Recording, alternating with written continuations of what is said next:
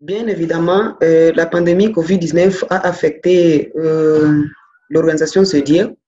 d'autant plus que, par exemple, son volume de financement annuel a sensiblement baissé, ce qui a vraiment affecté notre capacité, par exemple, de payer les salaires de nos staffs,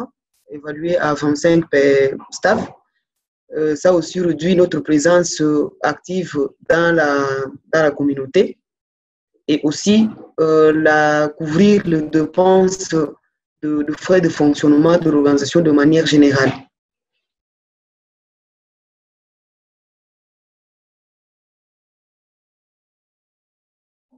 Oui, merci beaucoup. Face à cette situation de la pandémie et toute cette paralysie, SEDIR a d'abord mis à contribution ses fonds propres, les fonds qui sont générés au niveau interne, effectivement, qui sont aussi insignifiants pour couvrir certaines dépenses, notamment par exemple l'Internet, euh, le, le courant, l'eau, mais aussi nous avons entrepris de grandes décisions, par exemple la réduction de staff, effectivement, pour nous permettre de réduire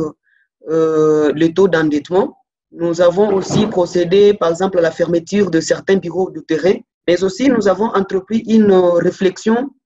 pour renforcer notre capacité d'autonomisation financière par la mobilisation de fonds de financement effectivement au niveau interne pour nous permettre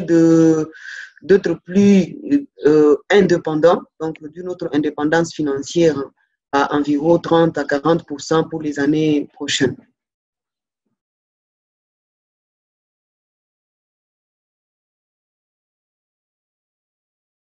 Oui,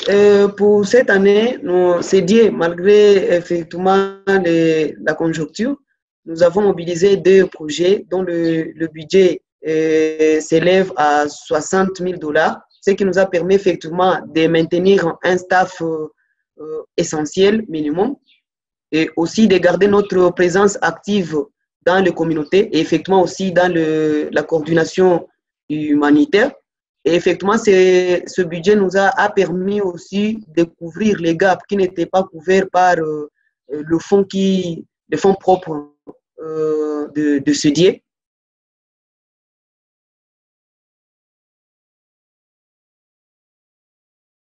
Effectivement, cette pandémie nous a beaucoup appris et ainsi nous avons prévu d'accélérer notre politique d'autonomisation financière, effectivement par la mobilisation de fonds au niveau interne.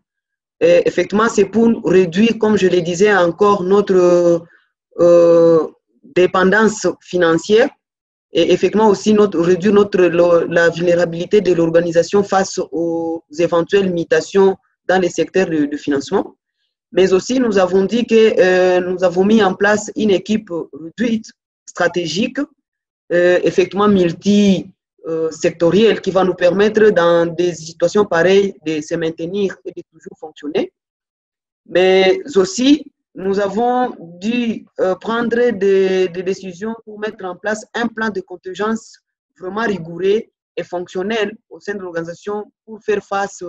effectivement à de telles situations parce que pour éviter une autre paralysie des activités telles qu'on l'a vécu.